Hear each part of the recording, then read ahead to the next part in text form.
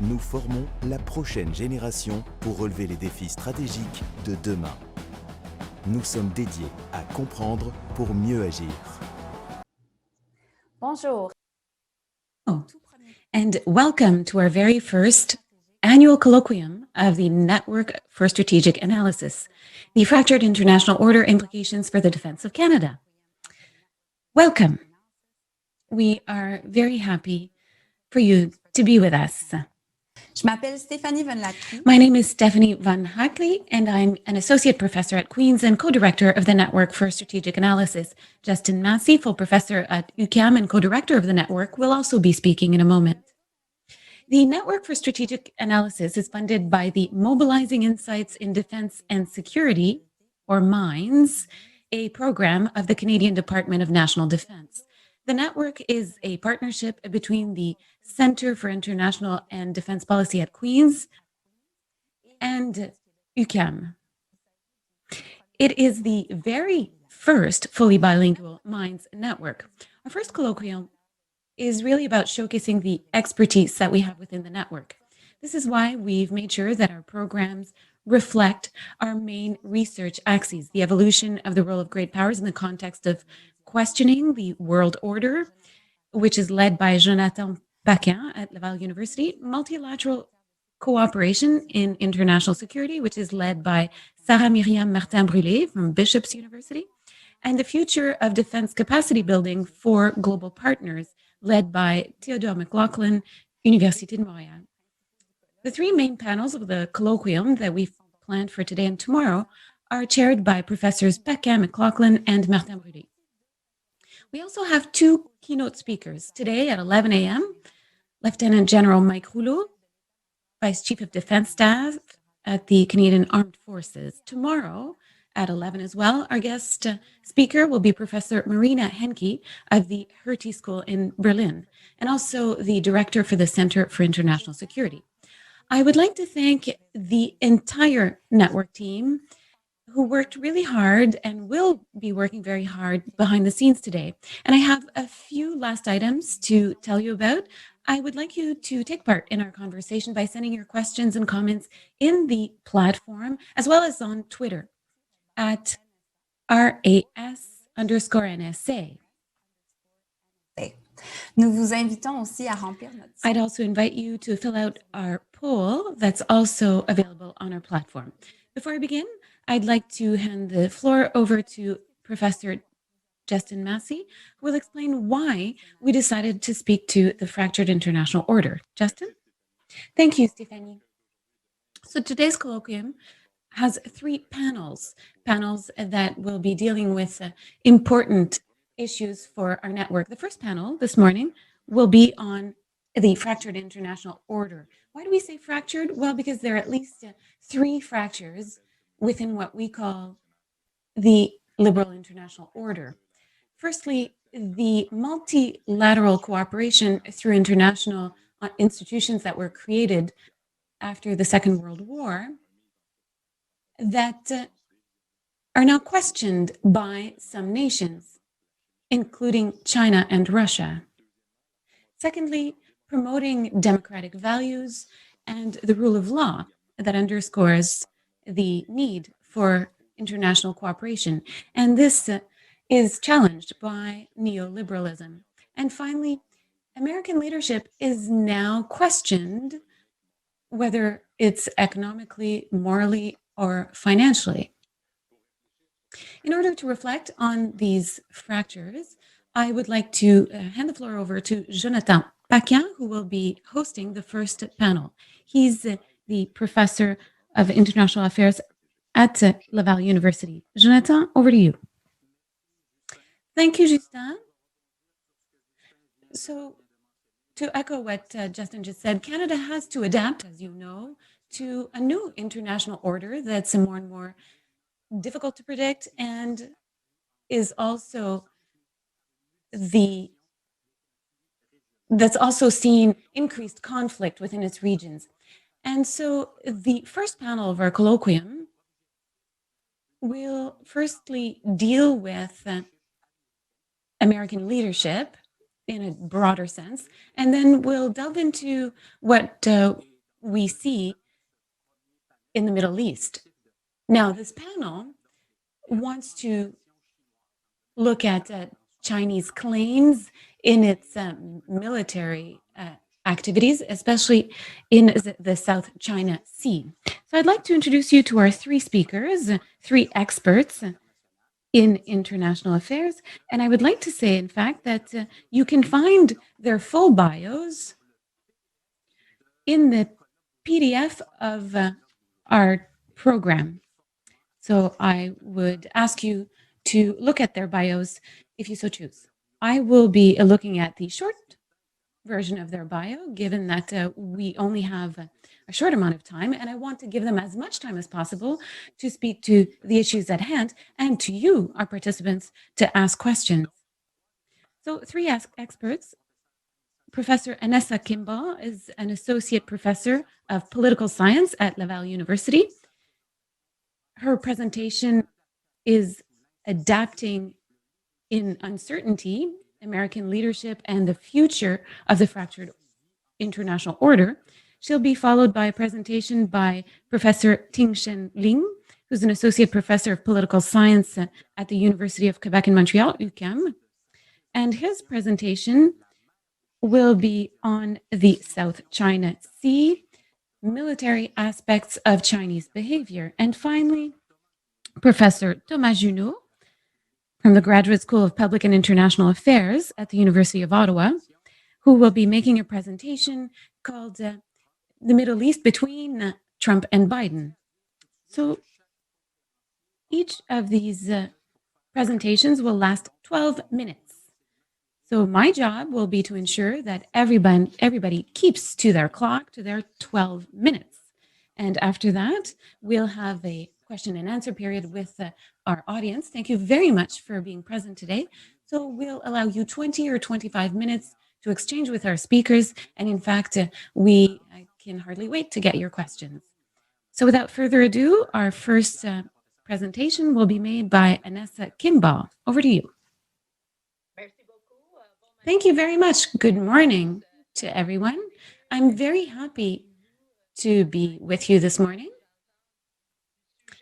to talk about leadership under certainty in the US. Now, I'll focus on a few things. Firstly, what do we mean by uncertainty? Rationalists will identify things that will be of interest to us. Firstly, uncertainty with respect to the world order.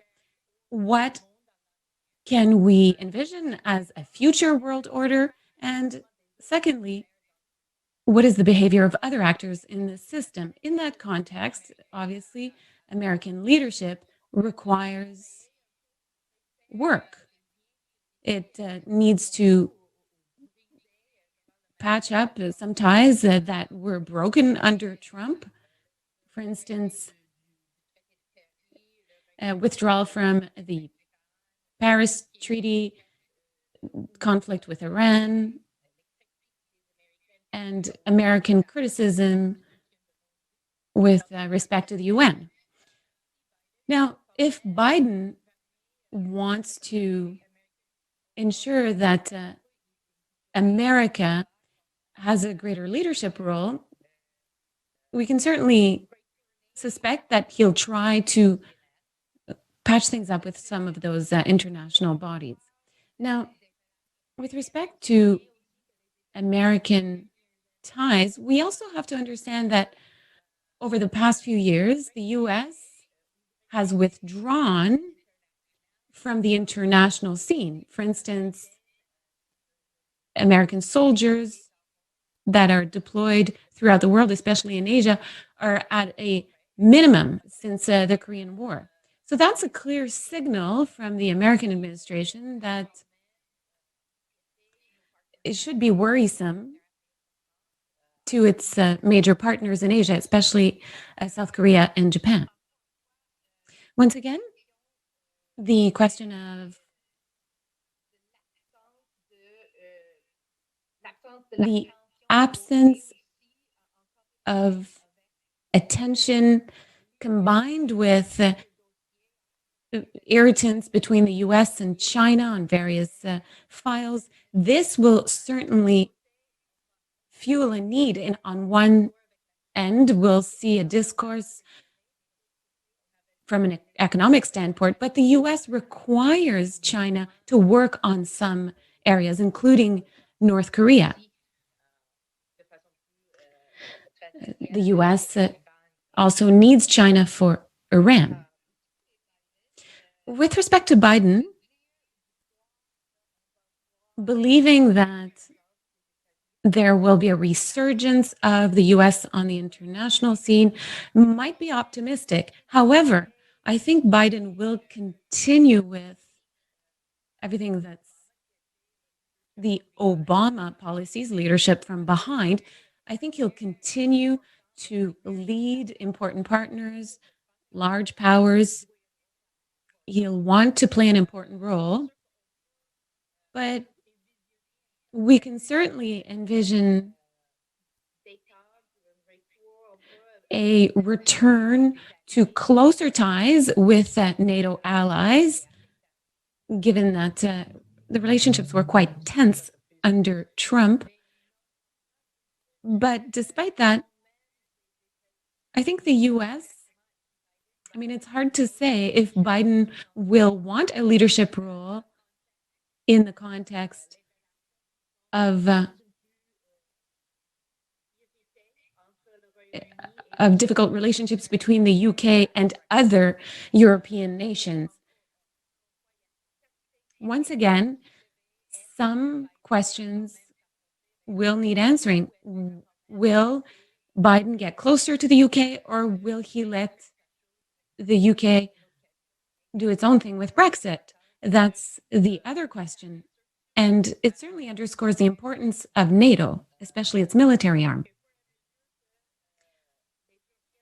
As Europeans develop their defense identity, they'll certainly want to turn to NATO. Still within NATO, the challenges that are posed by Turkey are also substantial. Turkey, over the past few years, is breaking somewhat from NATO. So there will certainly be a reconciliation to begin with Turkey, especially in the short to midterm. With respect to overall balance and leadership in this fractured order, obviously the first thing that the Biden administration will have to deal with is the New START. An armament accord that will come to an end 2 weeks after Biden's inauguration. So essentially,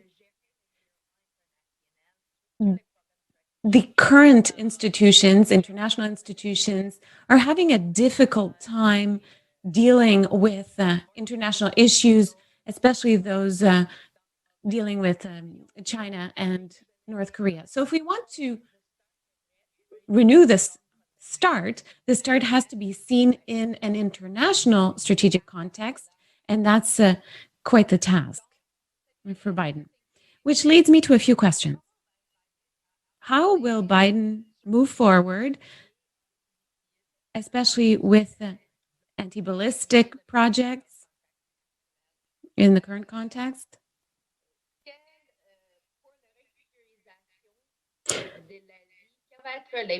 And with respect to Asia, what sort of bargains will Biden try to obtain?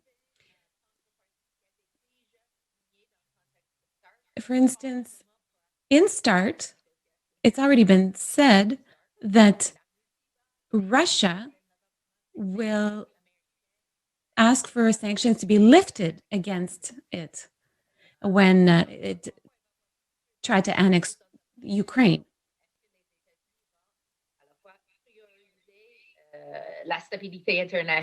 So will they be prioritizing international order, or will they focus on lifting sanctions on Russia, or will they have a more stern approach?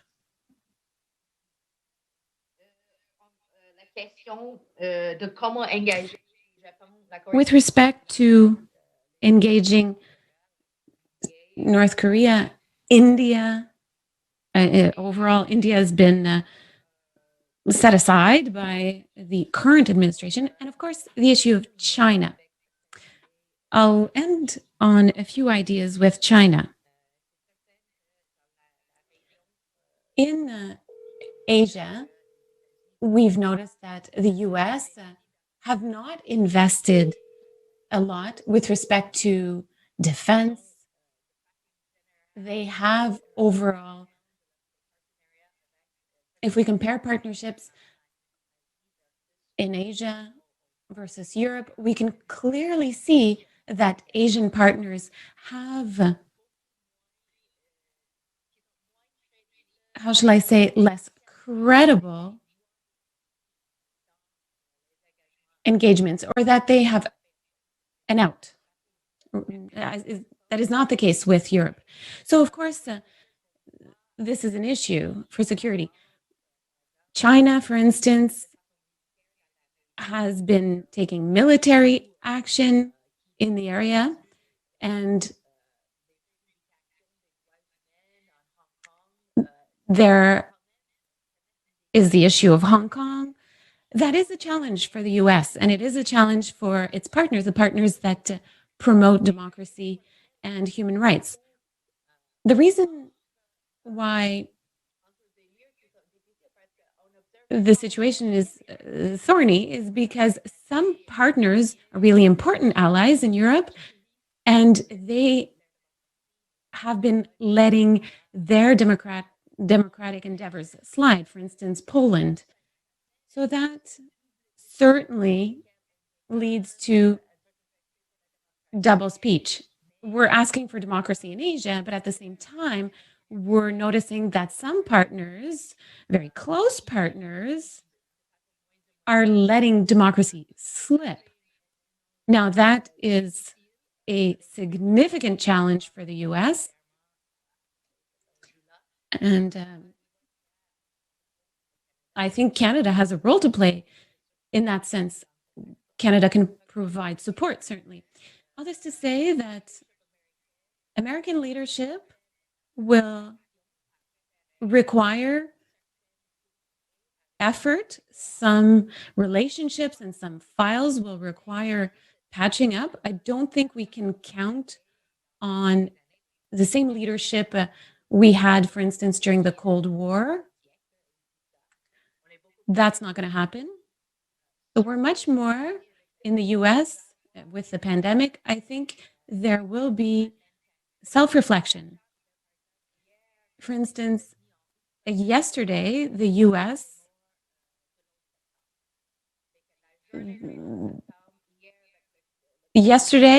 with September 11th, or rather the pandemic surpassed deaths associated with 9/11. So that was quite the shock for the US to see that the pandemic has caused more deaths than 9/11. Therefore, I think that there will be more self-reflection in the short term than outside reflection. Thank you very much, and over to my colleague. Thank you, Professor Kimball. And you kept it to 11 minutes. So you've now established a standard, which I hope will be respected by all of our next speakers. Thank you once again. And our second speaker, Ting-Sheng Lin, the floor is yours for 10 to 12 minutes. Thank you very much. I'm going to share my screen. I hope you can see it.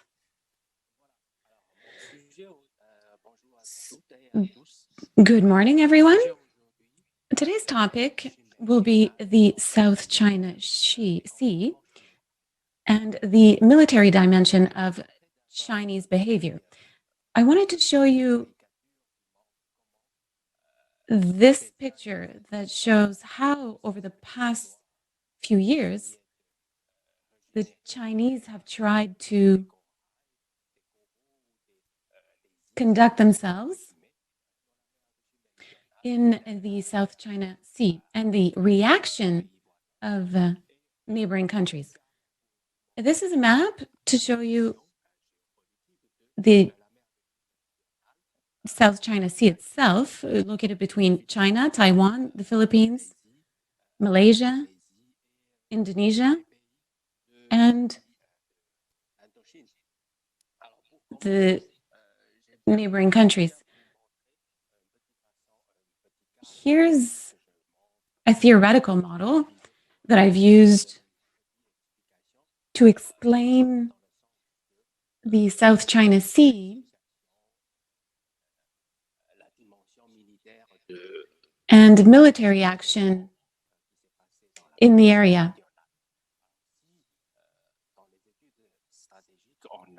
In strategic studies,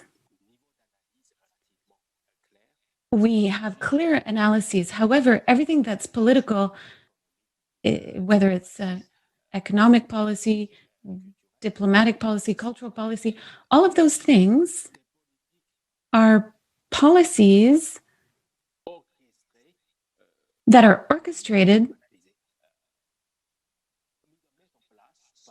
and implemented by the government. These are broad policies that determine the goal of the state, whether it's national security, economic development, and so on and so forth. But the goals are somewhat flexible and abstract in the sense that if you reach a goal, you have to have the means. They could be cultural, they could be trading or diplomacy. You can try and negotiate in order to get what you want. Now, if you look a little bit lower, it is based on strategy. Strategy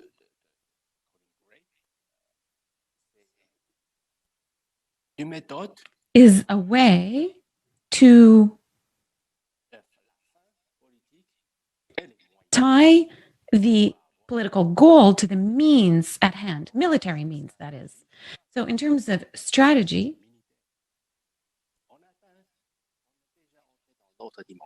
you've already here opened a new dimension, preparing war with this strategy that enables you to use military action to achieve your political goal.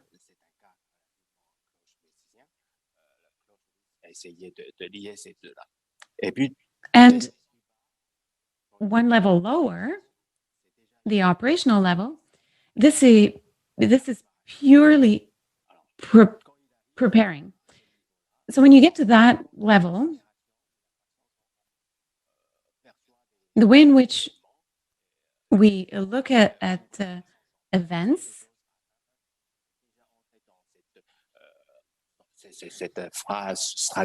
there's a strategic level that's quite rigid. It's readiness for war, using military means to prepare for war. In other words, there's no going back. There's no flexibility within the policy, within the strategy either. We still perhaps have the choice to use diplomatic means or economic sanctions. But once you move on to the operational level, there's no going back. What I'm trying to show here is that in the South China Sea, for the past 20 years, things have evolved towards the operational level. We're already in the strategy and operations levels.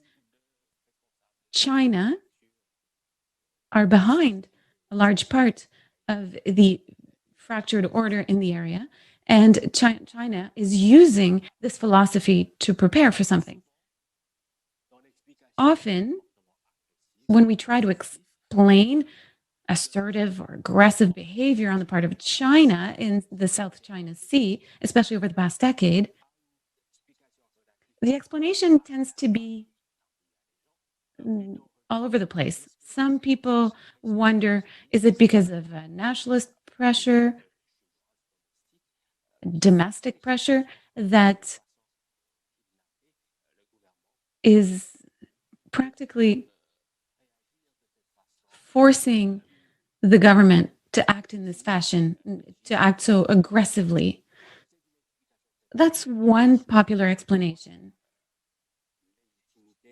Because the legitimacy of the Communist Party in China is based on economic growth.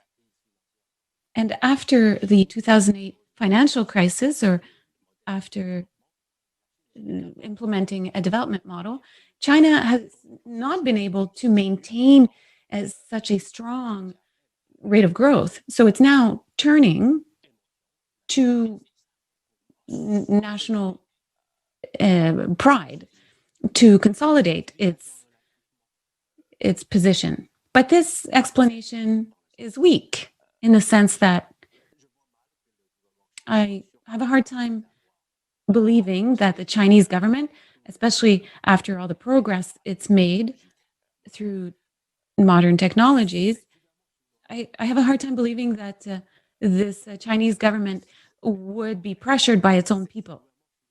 The Chinese government is manipulating national sentiment, perhaps, to show the world that the people want this approach. So it's probably spin. I think domestic pressure is certainly not the explanation. It may have some role to play. It may impose some limits, but it's certainly not the basic explanation. The second explanation for behind these aggressive behaviors are natural resources. People say China wants to occupy the South China Sea for its natural resources, but based on our research, yes, there are natural resources, for instance, natural gas and oil, but where we are exploring the area with the current technology, it's very close to the shore, to other countries' shores. So that's not really where China could explore and certainly obtain oil and gas. So it's not a very solid explanation to explain everything that China has done recently, building islands, for instance. These islands are close to the middle of the South China Sea. Now, the third explanation,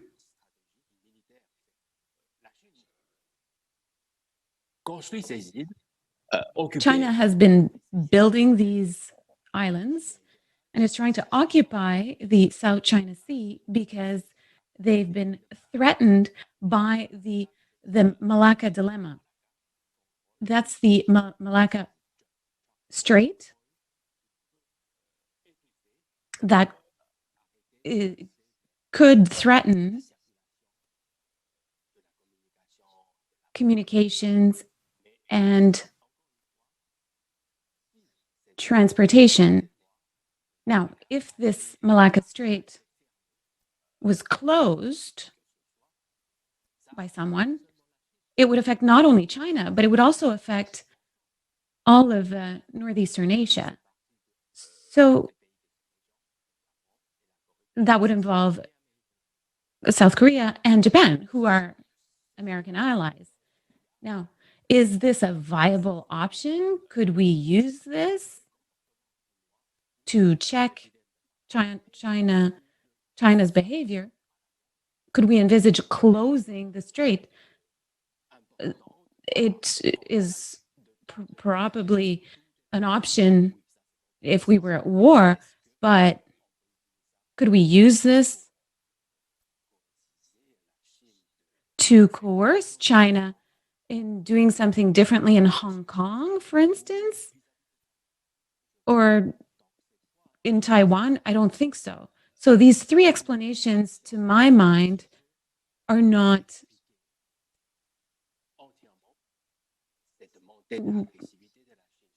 behind China's aggressive behavior in the South China Sea.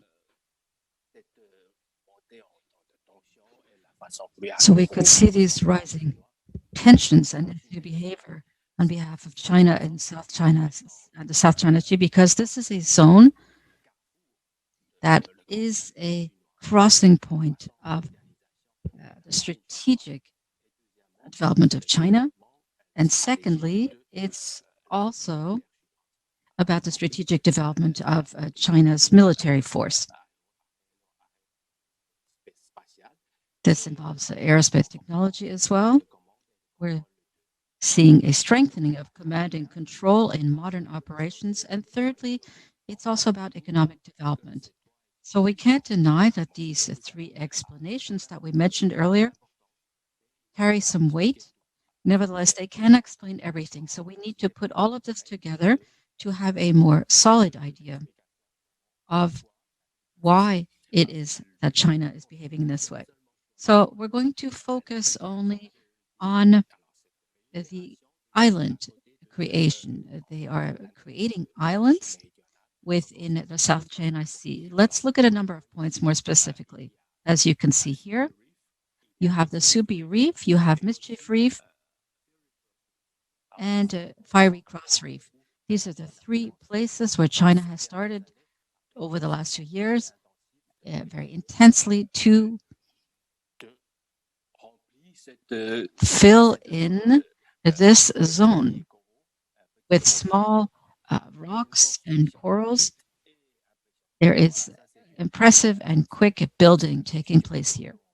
This is a photograph at the beginning, and as you can see, it has now become an airport, a runway, and this is even more impressive.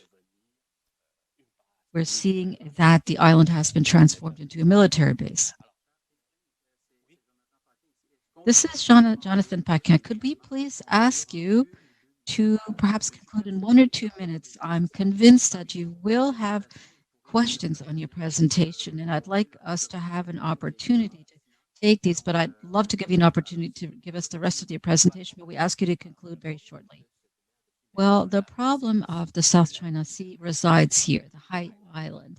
Haida Island has two major military bases on it. The first is the submarine one and Wilchan. This is a Chinese missile launch site, which was built in 2014. They are completing the rocket missile site, and this is very important because from this base,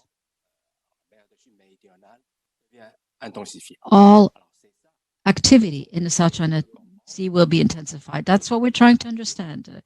China is trying to assure its force, and in order to do that, it must have a submarine military base that remains relatively discreet. So the South China Sea plays that role, and they're building to protect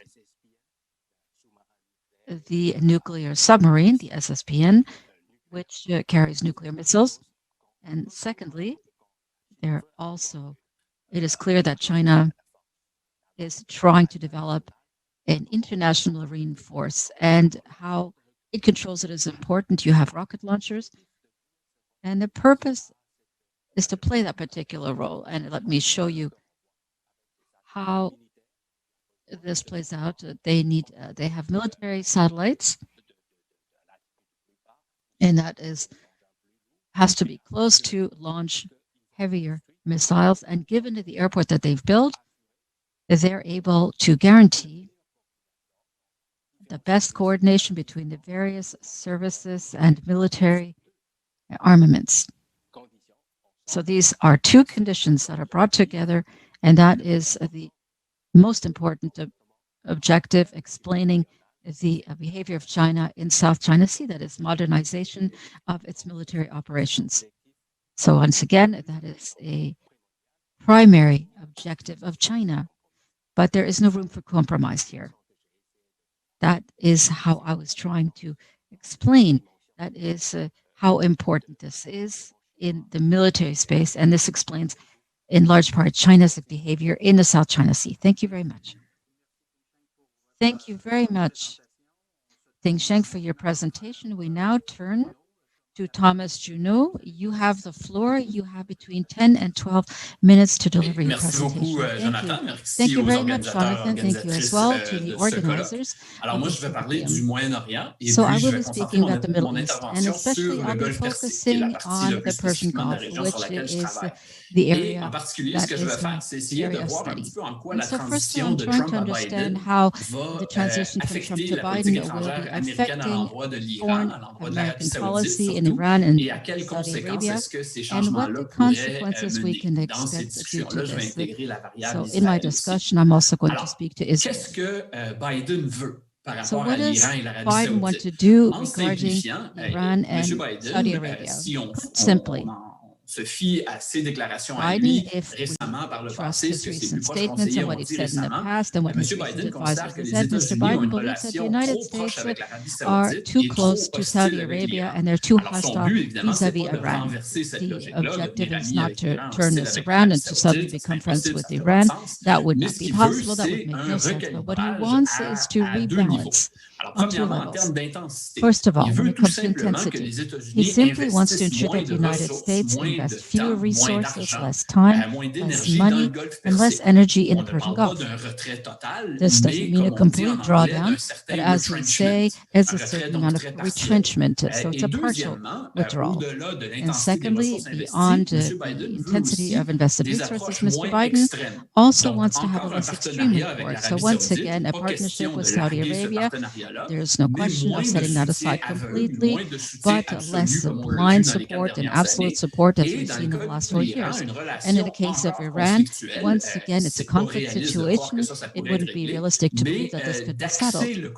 But to focus the conflict, or rather direct the conflict towards a containment relationship and to have less of a relationship of complete confrontation, of rollback. So why is it that Mr. Biden is seeking this rebalancing? Because according to him, the approach taken over the last 4 years and to a certain extent in the past as well is too costly. So too many resources are invested in the relations with these two countries, and these are resources that could be better invested elsewhere. In the case of Iran, what Mr. Biden and his advisors will say, certainly Iran is an adversary, but they're a far away adversary with true but limited power, and the conflict with the Iran places the United States in a too costly logic. In the case of Saudi Arabia and this blind support to Saudi Arabia, more specifically in its war against Yemen, the United States felt that this is costly, and it is also very costly both to Saudi Arabia and the United States. So again, this is entanglement, and Mr. Biden would like to reduce the costs tied to this. So that is a good plan. It's a fairly realistic approach regarding international relations. However, although this is easy to say, it's much easier to say than it is to do. There are some domestic obstacles that will hinder the implementation of this policy for Mr. Biden. Consider the interest of the groups in the United States and Congress, the bureaucracy, the Secretary of State, the media, and the think tanks that will be opposed to this. The United Nations States president isn't omnipowerful. He constantly has to negotiate with national actors, and to that extent there will be resistance. Internationally, there will also be pushback, more specifically involving regional partners such as Israel, Saudi Arabia, and the Emirates, that will pressure the United States not to change the status quo of the past 4 years, because regarding those 4 countries, the status quo since 2016 is beneficial to them. And these countries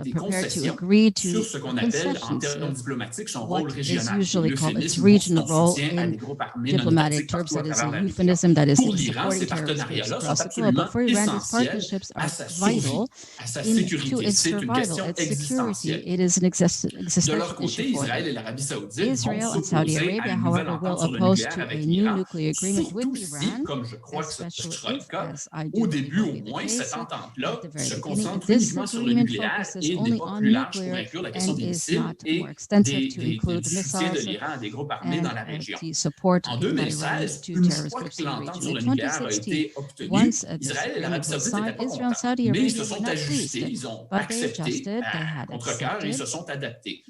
Cette against their better fois-ci, je ne dis pas que les judgment, deux they vont accepted. être This incapables de time around, I'm not s'adapter saying that they si, will not be quand il y a able une to nouvelle entente adapt sur le if nucléaire, mais and leur when seuil an de agreement tolérance est très should be différent signed, aujourd'hui but qu'il their l'était en threshold for 2016 tolerance parce is que leur different today évaluation de la compared to menace que pose 2016 l'Iran, selon because they have eux, reassessed the est threat beaucoup posed plus by élevée, beaucoup Iran plus is aiguë, far et c'est une higher, évaluation is que much les more États-Unis ne stringent, partagent pas and the United entièrement. States do not Parce que de share leur that point de perception vue, of the threat.